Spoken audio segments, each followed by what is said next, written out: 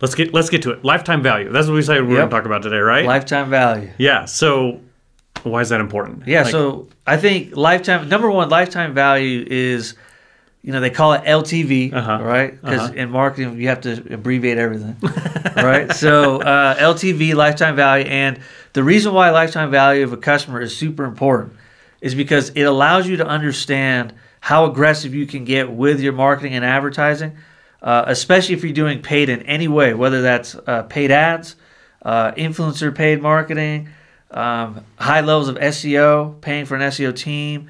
You can figure out how much you can afford to spend to acquire a customer. And so lifetime value is probably the most important metric in a business, in my opinion, because if you don't kind of constantly work at trying to increase it, you're just not going to be able to get the business growth results that you want, and you're not going to be able to have the profits, and you most likely will miss opportunities if you have good lifetime value of a customer.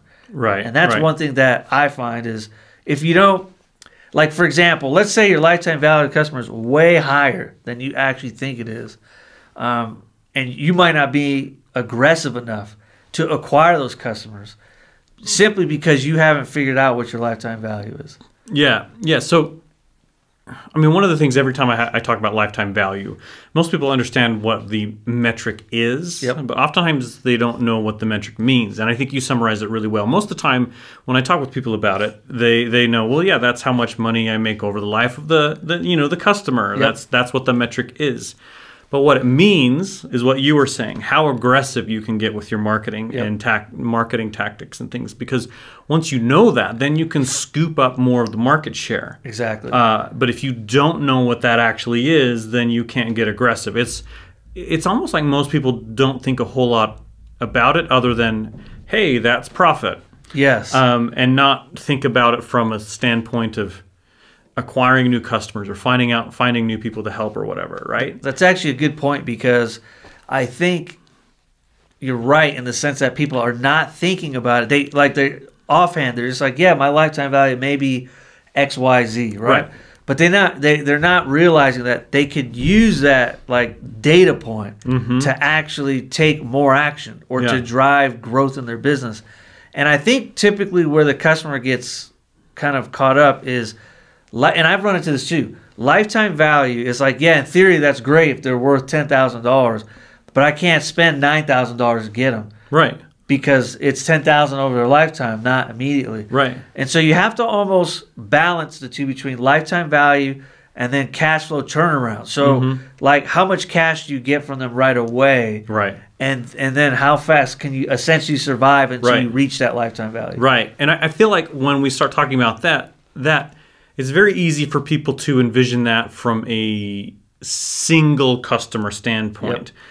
But they forget that you're signing up customers, whatever the product is or service is, you're signing up more than one customer at a time. Unless you're one of those companies that only works with one customer at a time, which is very rare. So you're signing up multiple customers at a time. And so as you sign up people, you can start seeing the cash flow come in from people you signed up maybe a month ago or whatever. But then you start seeing the cash flow come in from the people you signed up a year ago on their secondary purchase or their upsell or their renewal of the membership or subscription or whatever. And so you end up having, I don't know, I think of it like stacks, right? You're stacking on top of each other, and you have this life cycle where you just kind of keep going up the hill, even though it's a little bit up and down at first. If you have an eye on the lifetime value, you can keep growing, and then you can get to the point where, well, yeah, I can spend $9,000 to get a $10,000 customer because I know actually because I've been working on my lifetime value. It's no longer $10,000; it's $50,000 for my lifetime value, but that's realized over 5 years instead of lifetime over 2, what I was calculating before. And so now it makes perfect sense to spend $9,000 to get that $10,000 customer, whatever. Right? Well, and I think, too, you should aim on, so here's like some actual strategies you can use to try to figure it out and then what you should do. So if you just started out, it's a little bit tougher, but look at maybe a competitor's business and see what their lifetime value is, right? What are they most likely getting? Do they stick around for 6 months, 12 months, 2 years? Right.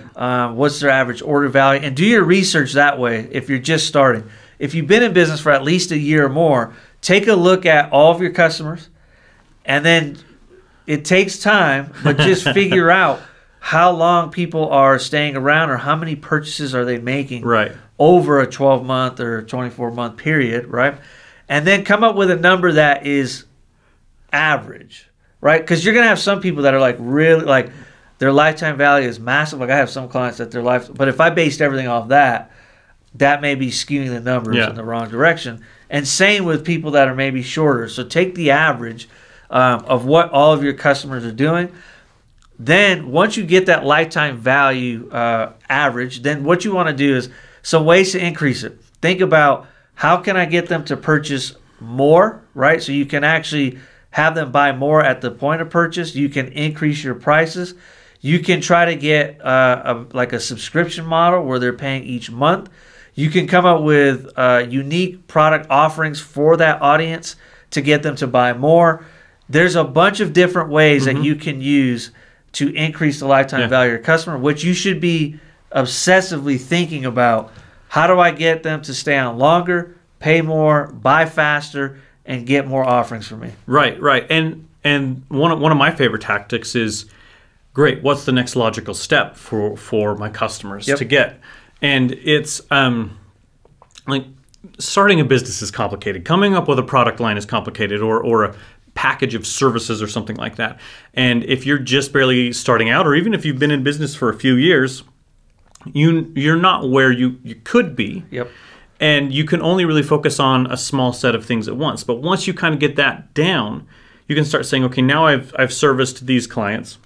What's the next logical step that I couldn't do 2 years ago, but maybe I have the cash flow or the bandwidth or the staff to be able to execute on, right? And you see this all the time with the guru model is quite easy, right? To see this, you'll see them launch some sort of a product or a service, and then the next logical step might be group coaching or consulting, right? The next logical step after that might be a retreat that's like a $10,000 to go to. You can escalate pretty quick, but you don't have to have all those pieces together at first. And you don't have to make sure the next logical step works for all of your customers, because there's going to be some that will need that next logical step and some that won't. But you see this all the time. Another way I've seen people and businesses improve their lifetime value is just maybe simplifying the process. So one of my favorite examples is Amazon. They kind of pioneered the 2-day shipping and the Amazon Prime, where you could pay one fee and get free 2-day shipping, one fee once a year and get free 2-day shipping. Well, that kind of locks you in and makes it so much easier for you to keep buying more from them, because you pay this one fee and it's like, well, I'll just get it on Prime. I'll just get it with Prime. You almost feel obligated to use it because you paid for it. You paid for it up front. But it's insanely convenient, and I think that single innovation right there has allowed Amazon to grow way bigger than many other companies. Well, and another strategy you could use for lifetime values, you can ask yourself the question, why is my lifetime value of a customer not higher? Right? And once you come up with some of the reasons why, you can start to fix that and plug that hole. Like that's one thing I like to use when coming up with just ad campaigns and landing page ideas is, what is preventing think negatively almost. Why would someone say no to this offer? Why would someone not stick around? Why would someone not keep buying more and more from you? That typically will help give you the answers on what you can fix, essentially, to get better results. And this is like I tell my clients, and this is my own personal belief as well, optimization never ends. Right? Like you're just constantly... There is no end. It's not like, okay, I've arrived, I have my perfect lifetime. Trust me, Jeff Bezos and his crew, they're still thinking about how to increase the lifetime value of a customer, and they're very rich, right? And so this is part of the journey in the game, is to continuously figure out how can I provide more value so that the customer sticks around more often, buys more often, buys more things, Yeah. and refers their friends and family to us. Yeah, yeah. It's a unique thing, and I mean, you might be thinking about, it's easy to kind of pick on. I like picking on boring businesses, Sure. right? Because they're such an underserved model, and I say boring lightly. It's just Yep. Title companies is one we pick on quite a bit here because title companies provide a valuable service, but you don't see a whole lot of marketing campaigns aimed at getting title company clients for marketing or whatever. Yeah, Right? yeah. It's this kind of boring model, but it's an interesting one. But there's so many things that they can do to increase that. They could say, okay, well, we provide this service. What if we found customers or taught workshops to people on how to buy their second property as a rental or something like that, right? Yep. So now you're turning a customer that typically buys maybe once or twice in their life, buys a home. Now you might find a customer that's going to buy maybe 5 or 6 times in their lifetime because you've showed them how simple the rental purchasing process can be, and you are the clear company for providing the title services for those purchases and things along those lines. So there's so many ways to make this happen, and it's so easy to just forget about it or not think about it because you're focused on delivering for your clients or the next product or whatever, and taking a step back and actually looking at this stuff is super, super important. Well, I think the next question typically I think people will have is, well, what if I just sell I work with a lot of t-shirt brands, right? Mm-hmm. Or low-cost items. Well, how do I increase my lifetime value of a customer if it's just like I have a t-shirt or I have a watch or a necklace or whatever? And basically the simple answer is this. Always come up with the next product for those customers. Yeah. Meaning that part never ends. You want to continuously be coming up with new product ideas, because that's actually how you'll increase your lifetime value of a customer versus only trying to increase the price on the front end. Yep. That's like one mistake that I feel like a lot of the, I guess, lower cost items type businesses, the mistake they make is they're not making enough new products for their customer to keep purchasing. They're just kind of trying to tweak the price of their one product or the marketing material. Yeah, I was going to say the ad materials or something, right? And that, to me, that's the wrong approach, because you can only squeeze out so much from, like, let's say you go, well, you're selling it for 30, let's say you get 35. Well, why that versus if you made 10 new products from that same customer, you could get 300. Right? I mean, absolutely. So which one would you rather have? Mm-hmm. And I think one you can control better than the other, because the market will only pay so much for certain products. Therefore, your strategy, I believe, should be, well, if that's what they'll pay for certain products, then let me get them more of those products while reducing my customer acquisition costs. Yeah. Yeah. It's you could think of more t-shirts. You could think of related products, right? So if you sell t-shirts, maybe there's something related, like hats. Hats or shorts or sweatbands or something else that's an easy add that on. Whatever that is. The other thing you could do is you could have bounce back sales, right? Yep. So every time someone buys a product, in 24 hours, you shoot them an email or a text or something saying, hey, if you buy something else in the next 12 hours, we'll toss it in the box, no extra shipping, just buy it, because we're already shipping this other thing to you. And so that's an easy way to just bump up your initial kind of order value. And then lifetime value, you could have deals for returning customers or saying, hey, we heard you loved this shirt or this whatever. We have this new line that's related. Or buy this as a gift to someone, right? There's got to be someone in your life that would love this also, right? You could do subscriptions. So I have one client that sells hair product. And they've created a subscription model for their hair product. With jewelry, let's say we use jewelry. You can, if they're buying a watch, come up with a different version of that same watch, or offer them more watches, or offer them more necklaces or rings. Or the point is, you have to continuously you need to create new things for your customer to buy, and that's how you really increase the lifetime value of your customer, especially if you're in kind of like that product business. Service-based businesses you can make the argument they could be a little bit easier for lifetime value, because service, typically people need services over and yeah. over and over again, not just one-offs. Yeah. It's almost rare to have service-based businesses that are like, I only need this one time and never again. Yeah. Right? And so because of that, in service-based businesses, really the simplest way to do it is to get them on a membership or subscription model. Yeah. Right? And then just retain them Yeah. as long as possible. And that's really how you can increase your lifetime value. And that model works really well. And Yes. I'm glad you used the word retain, because I was going to bring up retainers for like, legal fees or whatever. You see this all the time with big companies. They have a legal firm on retainer. And what that means is they pay them money every month to handle a handful of things. And if something comes up, they kind of have this buffer zone of basically prepaid legal hours that they can say, hey, come square up this thing for us or whatever. And I think that model could very easily be used in so many other industries, but it's just not the norm, and so people don't think about it a whole lot.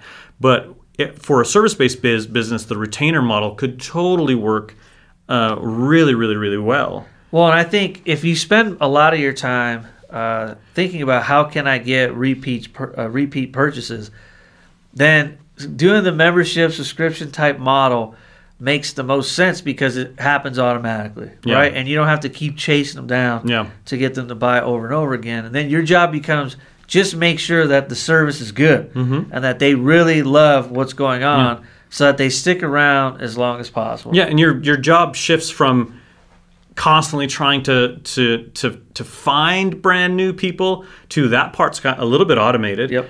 And then the next thing is basically communicating the value to them, which you and I have talked a lot about, right? Because the retainer model is very similar to how you run your business, essentially, right? And we've talked about how you communicate the value to your clients and customers because sometimes they're an expert in, say, selling T-shirts. You're an expert in advertising. Those things, while they need to work together, they don't always understand the value you're providing because that's not their realm. And so you have to spend time explaining that value. But that's a shift in your business. But that alone provides a lot of value and makes the retainer worth it. Exactly. Right. And all of my businesses in the past have always worked off of essentially a retainer or what you would call EFT model, right? Where people are paying every single month to go ahead and have us provide them services. And to me, it's a great way to build a great cash flow, right? Predictable cash flow, which helps you to increase your lifetime value of your customers and get more customers because of that constant cash flow coming in that gives you, essentially what it does is it gives you time to let the customer value play out without having it to be like I have to keep selling over and over and over and over again. And then, kind of risking it with, well, how do I, although this customer can be worth a lot in the future, I don't have the cash right now to be as aggressive as I want to be. And so that kind of helps to fill in the gaps there. So I think with lifetime value, the biggest thing we should focus on is repeat purchases. I like to tell clients the money is not made on the first sale. It never is. The money is made on the second sale and every sale after that. And if you have that mindset, you behave differently than if you need to make a profit on the first sale, because you will spin your wheels essentially forever on how to make that work because there's too many variables that you don't control. You can't control how much competition's in the market for ad space. You can't control, SEO 100%. You can't control influencer marketing 100%. There's a lot of things you really can't control. At least not 100% control, but you can control how many things you can put in front of these customers in order to get the maximum value. Absolutely. So I'm going to guess if you're listening to this, you might be thinking, okay, cool. Well, maybe let's get people on a contract or whatever. And there's definite pros and cons of say, like a long-term contract. I mean, legal companies with the legal retainers, that's definitely on a contract. I know businesses that they sign up people for month after month service, but there's no long-term contract. It's a basically you pay for the 1 month, and if you want to cancel the next month, you can. What are your thoughts on the pros and cons of that? I'm sure you've seen both sides of that as well. Well, I come from my first job. basically was selling contracts. Okay. Right. And then I've over time gone away from that. Uh-huh. So there's pros and cons, right? So the pros and contracts basically is it's almost like you're not guaranteed, but close to guaranteed the money up front, whether you do a good job or not. Right. Right? Like the person, you know, they could have a billion complaints, but you still get paid. Right. Right? So that's the pro, I guess. Is you will get paid. You'll get your money 9 times out of 10. Uh-huh. Right? The cons are sometimes it can make you lazy because you know you're going to get their money anyways. And then the cons can also be you have worse customer, like the customer experience is not as good oftentimes. Yeah. Because there's no incentive to keep them, then it's kind of like you're just letting it happen, and there's no like real reason for you to make sure the customer's actually happy. Yeah. Because sometimes that costs you more money to do that. So it's actually less profitable to make the customer happy in that position, which long-term wise can hurt you, because once that contract is done, they're telling all their friends and family not to sign that contract and not go there. So you could be losing customers that you don't even realize just because of the contract. Now, on the no contract, the pros are the conversion rates are easier because people like the opportunity to, I can get out anytime. Yeah. Some of the cons that can come from that are just people can cancel easier, and you actually have to make sure that they're satisfied every single month to keep them. Oh, darn, right? Oh, shucks. So you actually have to do your job. So those are kind of the cons. From a business standpoint, the con is the money's not guaranteed unless you do a good job. And so there are pros and cons. I tend to like the no contract just because I do want to at least hold myself accountable for like trying to do a good job for the customer, versus if I get you in a contract and it's just like, well, I'm going to get your money no matter what, and there's no incentive for me, and if you try to cancel, you can't because you're in a contract. And it just feels ickier that way. Yeah, I've noticed. I mean, let me put it this way: there's clearly a time and a place for a contract. I get that. Typically, I think that works a whole lot better for larger businesses with a very complicated thing, and both sides need to deliver and hold true to something. But for smaller businesses, almost always I feel like the month to month is just a simpler transaction all the way around. Simpler sales, like you said, you don't have to put as much effort into trying to sell it. They don't have to go over all this legal whatever. It's just let's sign up and try it. It makes the explanation of value easier, and a lot of people don't think about that, but it's so hard sometimes to explain the value of something complicated like running Facebook and Google ads and ad strategy when it's so much easier to just show that. Right? And so the no contract allows you to just say, let's just do a quick trial run, see how this works. I'll show you how I'm working, and then you can take that first month to show them how that works. And it's so much easier for that value to be explained, and then they can continue to sign up. Well, and there's one con that I actually forgot to mention that depending on your business strategy and goal can make or break things.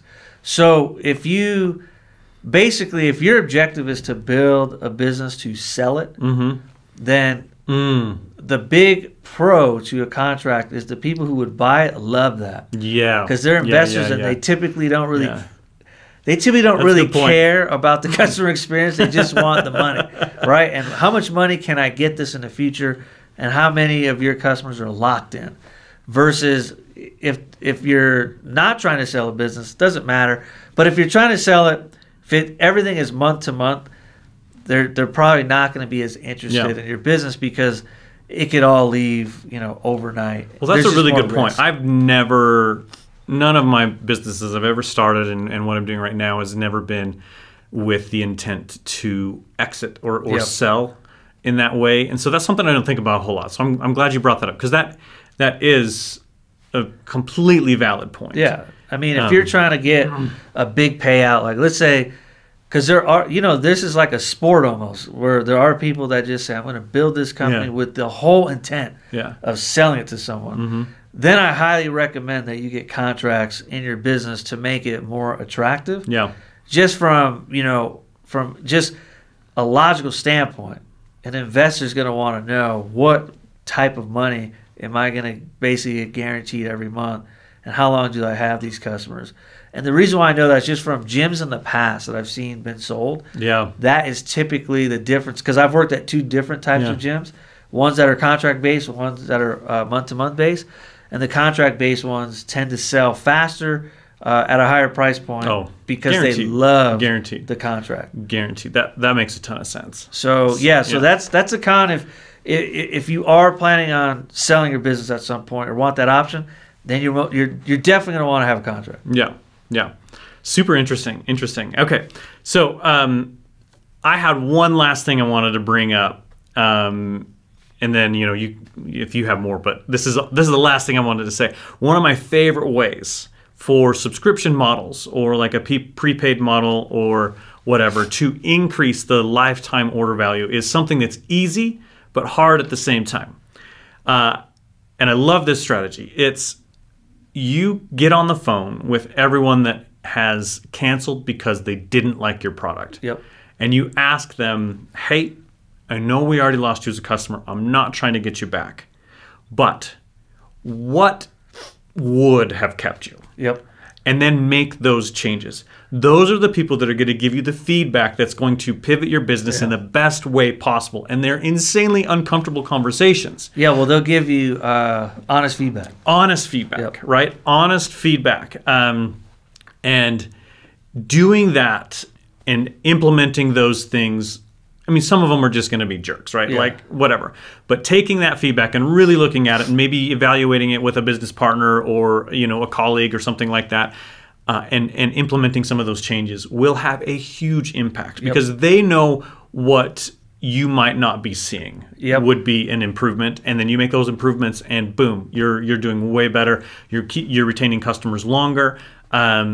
All of that stuff just starts blowing up. And everybody's happy. Everybody's happy, except for that one person. But I think in the long term, having those conversations are always, they're always difficult, right? Because no one really wants to say, like, you did a bad job. It's the worst. You didn't I hate get this done or whatever. Yeah. But if it happens, there's two ways to look at it. One, you can completely ignore it, which I don't recommend.